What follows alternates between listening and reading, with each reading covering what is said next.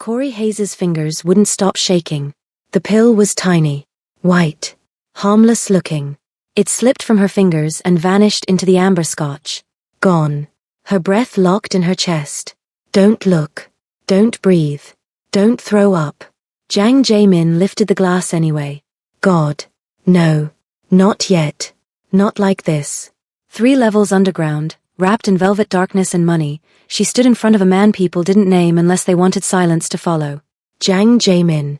Men died around him for less than a disrespectful glance. And she was supposed to poison him. Her throat closed. Her vision blurred. She didn't want to be here. Didn't want to do this. But the choice had already been made hours ago. Die now, or watch her sister die later. Jaemin raised the glass. Her body moved before her courage could stop it. Oh, she gasped, lunging forward. Her hip hit the table. The glass flew. Scotch exploded across his chest. Dark, expensive, ruined. The pill vanished into the spill. Silence swallowed the room. Music died. Breathing stopped. Jaemin didn't flinch. Didn't blink. He looked at her. Slow. Sharp. Deadly. Then he stood. And in that moment, Corey knew she had just chosen the most dangerous man in the city over the men who owned her debt. Which meant someone was going to kill her. She just didn't know who yet. Hours earlier, Jaemin had arrived for a weapons deal with a Chinese syndicate, his presence alone enough to make grown men glance toward exits they pretended not to need. He was tall in the way men built for violence always were, no wasted movement, no softness. Ink crawled up his forearms like something alive. Beautiful, in the way blades were beautiful. Fear followed him more faithfully than shadow. The deal went smoothly. It always did. The Chinese brought 15 men. Jaemin brought 3. No one commented on the imbalance. After the briefcases were closed, the entertainment arrived. 6 women. Perfect hair. Perfect makeup. Perfect smiles. And then her. She stood behind the others like she wished she could vanish. Silver dress that didn't fit right. Shoulders too loose. Hips too tight. Confidence absent. Her skin was a rich, warm brown under the club's amber light, her natural hair pulled back simply, like she did it herself in a hurry. 5'3" in heels she didn't know how to wear. When the hostess assigned the women, she sent this one to Jaemin with a look that lingered too long. Interesting. The girl approached with her eyes down. Too down. Her pulse jumped in her throat. Her hands shook when she reached for the bottle. May I? She whispered. He nodded once. She poured badly. Sloshed. Nervous. And then there. A flicker of movement. A hand dipping into a clutch. Something small vanishing into his glass. Most men would have missed it. Most men would have died. Jaemin did neither. He let her believe she'd succeeded. Let her believe he was just another powerful idiot distracted by money and women. But he watched her in reflection. Too soft to be an assassin. Too scared to be cruel. She looked like she might cry or vomit or run, maybe all 3. Someone had sent her. She didn't want to be here. Interesting. He lifted the glass slowly. Her breathing stopped. Her eyes went wide. Her hands twisted together. He brought it close enough to smell the scotch. Close enough to catch the chemical beneath it. And then, she moved. Oh, she cried, lunging forward. The glass flew. Liquid soaked his shirt. The booth went silent. Jaemin didn't move. He sat there with scotch dripping down his chest, staring at the girl who had just tried to kill him, then saved him. I'm so sorry, she said, grabbing napkins with shaking hands. I'm clumsy, That won't be necessary. His voice cut through her panic. She froze. For 3 seconds, he only looked at her. Freckles. Barely their makeup. Soft mouth made for smiling in better lives. These were not better lives. I'll get you another drink, she whispered, already backing away. Don't bother. He stood. She flinched. Good. She should be afraid. But not of him. I need to change. Your shirt. I'll get. She ran. He let her. 10 minutes later, Byung-ho returned. She's gone, boss. Service exit. Jaemin felt something unfamiliar in his chest. Not anger. Curiosity. She had been sent to kill him. Instead, she had ruined her mission and saved his life. Which meant whoever owned her would not forgive that. He sent one message. Find her. Everything. Then he left. That night, he watched the footage. Her entering. Her being instructed. Her face breaking. Her hand shaking. The pill. The spill. The run. By dawn, he knew her name. Corey Hayes. Debt. Threats. Family who ran. A girl who chose mercy when it would cost her everything. He stared at her photo, laughing, unaware of how close she'd come to dying. And in that moment, Jiang Jaemin made a decision. She belonged to him now. She just didn't know it yet. Corey Hayes had not slept in 36 hours. She sat on her couch like it was the only solid thing left in the world, staring at her phone like it might start screaming. Every vibration made her flinch. Every sound in the hallway made her heart slam into her throat. The men who had sent her into that club had been very clear about failure. And she had failed. The debt had started with her sister. Janelle's mess. Janelle's running.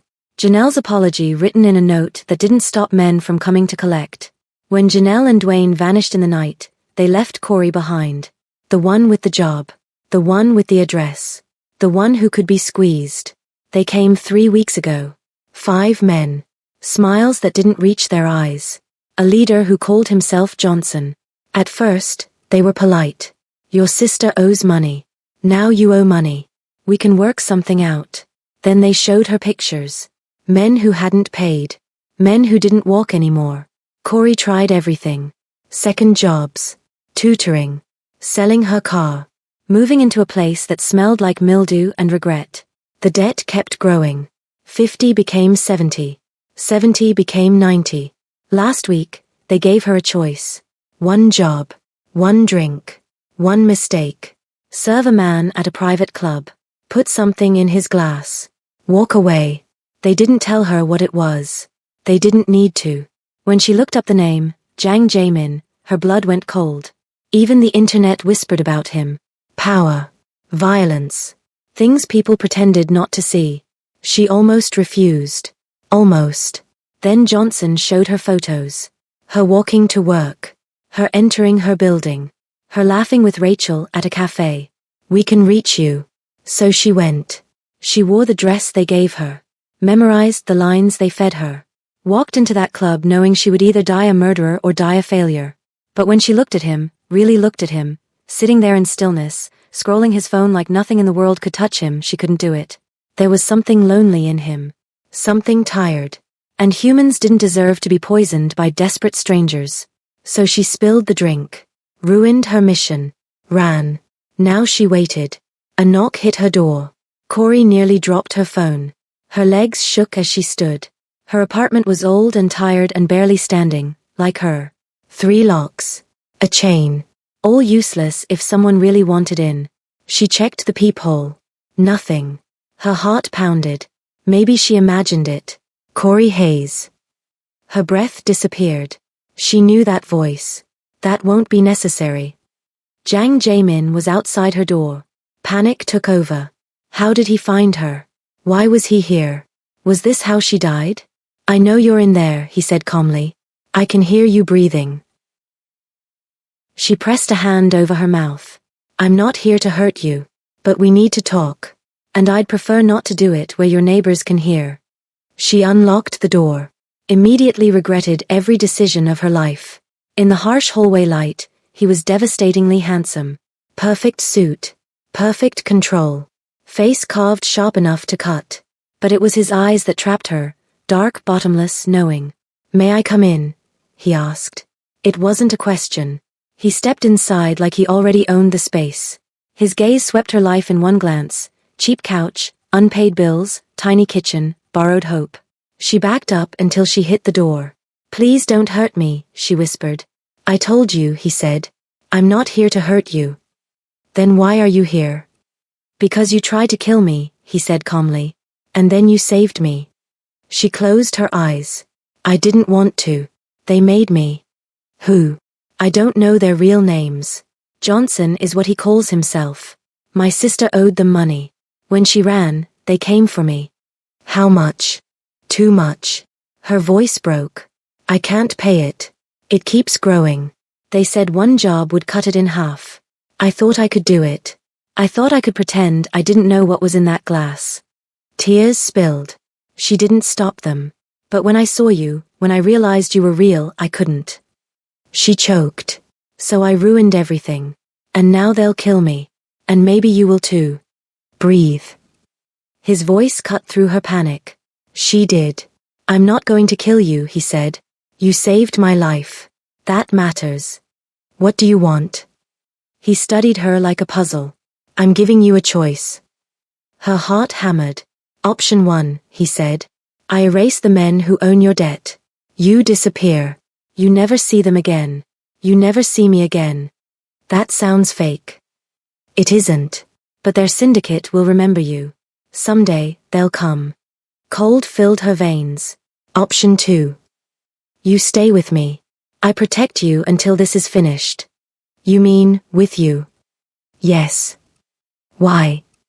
Because anyone who risks themselves to save me is worth protecting. If I choose neither, you die. Simple, clean, true. And if I choose you?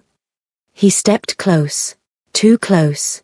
Then you become mine to protect. No one touches you. No one uses you. But you'll see my world. And you won't be able to forget it. And after? That will be your choice. She searched his face. I choose you. Something dark and satisfied moved in his eyes. Pack a bag, he said. 10 minutes. In 10 minutes, her life was gone.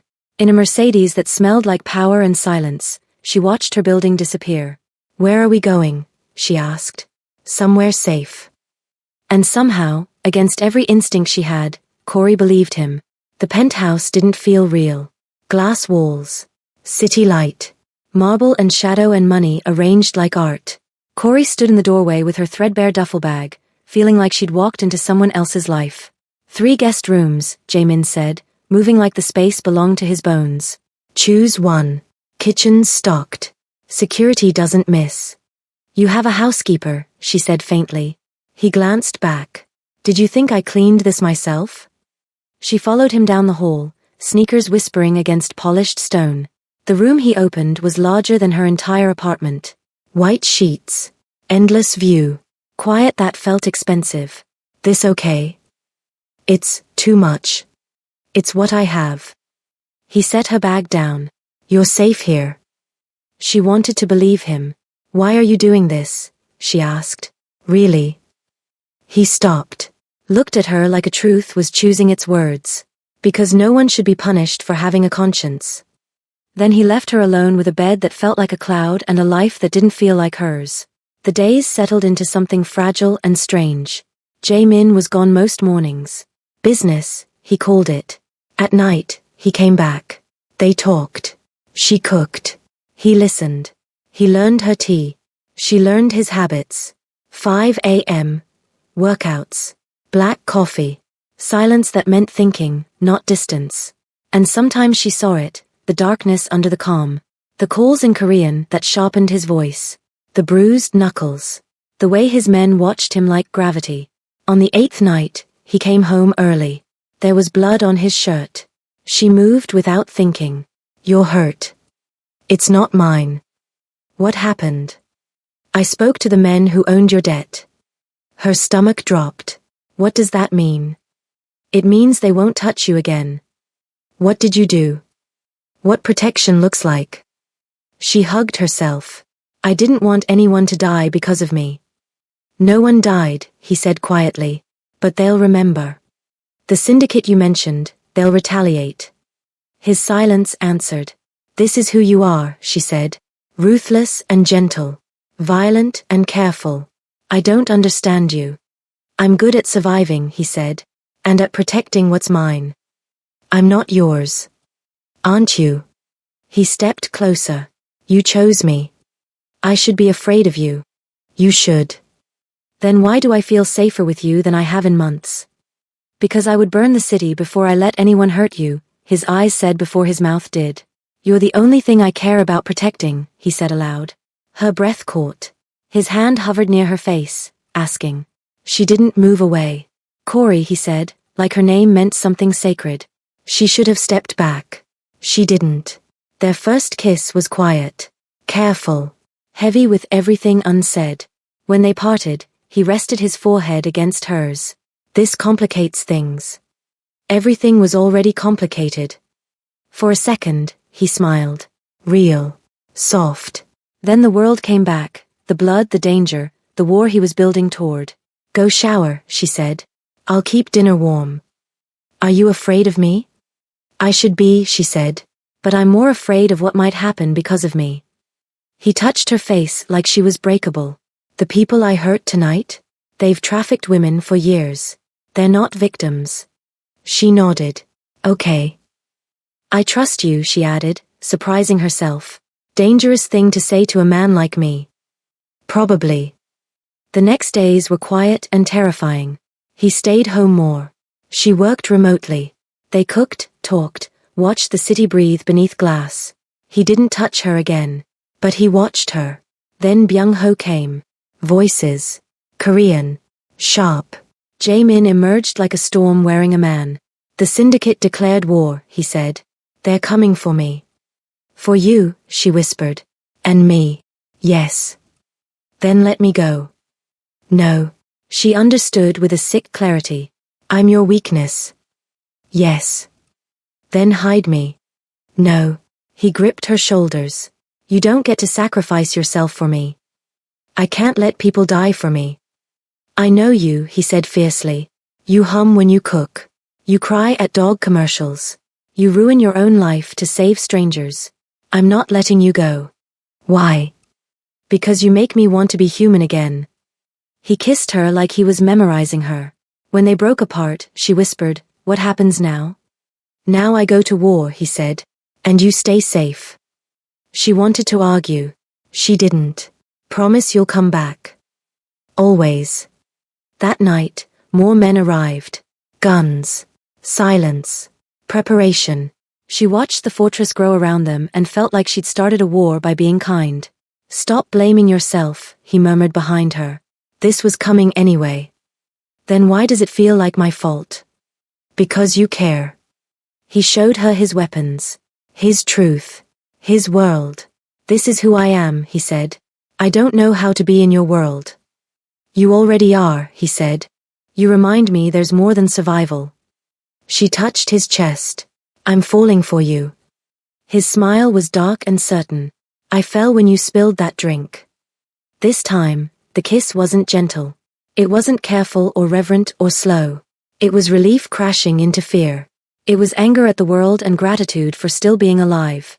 It was everything they hadn't said when guns were still warm and blood was still drying.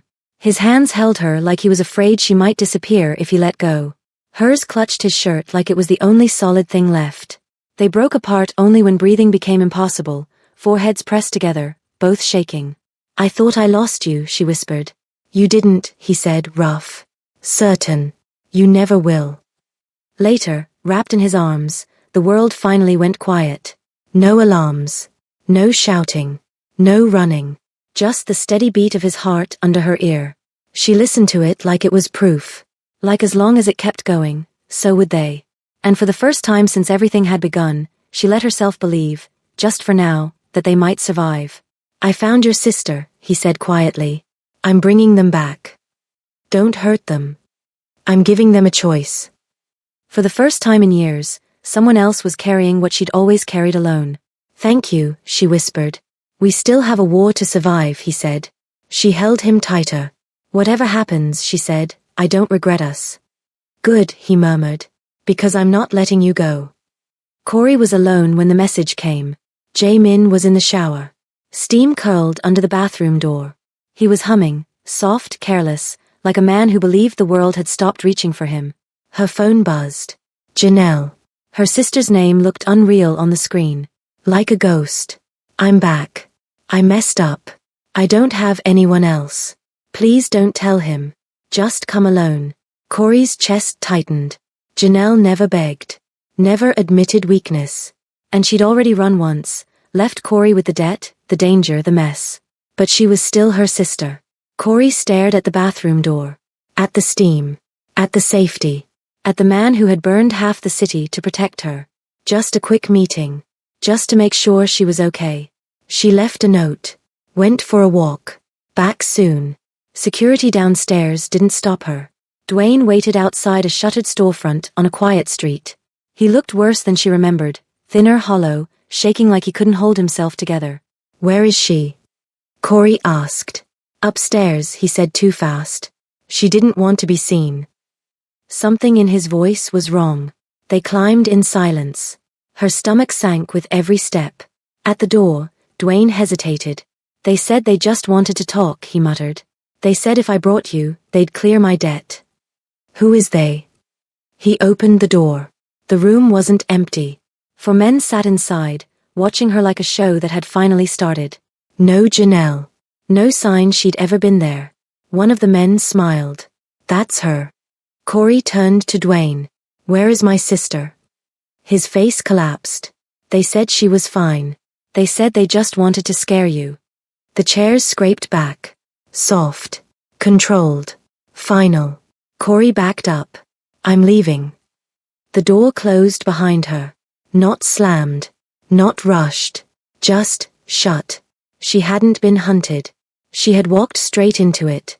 Because she loved someone who had already abandoned her once. Dwayne panicked. You said you wouldn't hurt her. A crack. A dull thud. Dwayne hit the floor. Hands caught Corey before she could reach him. One man stepped forward, older, expensive suit, eyes like a calculator. I'm the man your boyfriend crossed, he said. Did he tell you what he did to my operations? He was protecting me. He was starting a war. Over you. Shame burned through her. I'm sorry. Sorry doesn't rebuild what he destroyed. He leaned close. And it won't stop what I'm going to do to him. If you're going to kill me, she said, just do it. He laughed. No. You're worth more alive. He'll trade anything to get you back. And when he's broken, then I'll kill you. So he can watch. Horror wrapped around her spine, using her to destroy the man she loved. She loved him. The truth landed hard and undeniable. He won't break, she said. Everyone breaks, the man replied. For the right reason. She was tied, waiting, and furious. She had saved Jamin once. She would try again. The door exploded inward. Jamin stood in the wreckage like something summoned by rage. Blood on his hands. Shirt torn. Eyes burning. Let her go, he said quietly. The man laughed. You're outnumbered. I've faced worse. Jamin's eyes found Corey. Are you hurt? She shook her head. Good. I've destroyed everything you own, Jamin said. Your money. Your men. Your power. You're bluffing. He tossed his phone. The man's face drained of color. Silence. Kill him, the man snapped. Gunfire shattered the room. Jamin moved like violence given form. Fast, brutal, exact. And then it was over. The man who took her knelt on the floor, a gun at his head. Please, he begged. So does she, Jamin said. Jamin, don't, Corey cried. Not for me. He froze. Then lowered the gun. Leave. If I ever see you again, I won't hesitate. The man ran. Jamin cut her free. She collapsed into him. I've got you, he murmured. You're safe. I was scared for you, she cried. I always come back to you. Can we go home? Yes. He carried her into dawn. Back at the penthouse, he handled the aftermath. Your sister and Dwayne are coming tomorrow, he said. They'll work off what they owe you. What if they refuse? Then they deal with me. The war. Over. He took her hand. You're free now. You can leave if you want. Her heart stopped. No, she said. I'm staying. Because I choose you. His voice broke. I've been yours since you spilled that drink. I love you, she said. The smile that crossed his face was unguarded and real. Then the world went quiet. Corey's office window looked out over the city she'd once been afraid of. 6 months ago, L.A. had felt like teeth, sharp corners, dark alleys, danger hiding in daylight. Now it was just home. The bookkeeping firm's name sat in clean lettering on the glass. Inside, the air smelled like coffee and printer ink and ambition. Rachel's laugh carried down the hallway, bright and alive. This life was Corey's. Jamin had given her resources. A runway. Protection. But the dream? The work? The building of it, brick by brick? That was hers. You're going to work yourself into exhaustion, he said from the doorway. Corey looked up and smiled. He still moved like a predator, still carried danger under his skin, but he was quieter now, more human, says the man who used to work 18-hour days. I stopped surviving, he said, coming to her. I started living. He kissed her temple, soft, familiar. Busy night. She nodded. Always. His smile held something like pride. Like her success settled in his chest as if it belonged there. In a way, it did. Later, in the house on the estate outside the city, the world was quieter. No sirens. No threats. No glass towers watching. Just trees and sky and the kind of peace that used to feel impossible. Jamin set dinner on the table, then took her hands like he was anchoring himself. I want a future, he said. Not just power. Not just protection. His voice went lower. Steadier. I want you. Always. Corey's breath caught. She already knew. When he dropped to one knee, the moment didn't feel like a surprise. It felt like a promise finally keeping itself. She cried when she said yes. 6 months later, they married in the garden. Small. Private. Real. No spectacle. Just vows spoken like truth. Jamin looked at her like she was the only safe place left in the world. Corey looked at him like he was worth every risk she'd ever taken. A year after she tried to poison him, Corey stood in her kitchen, barefoot on warm tile,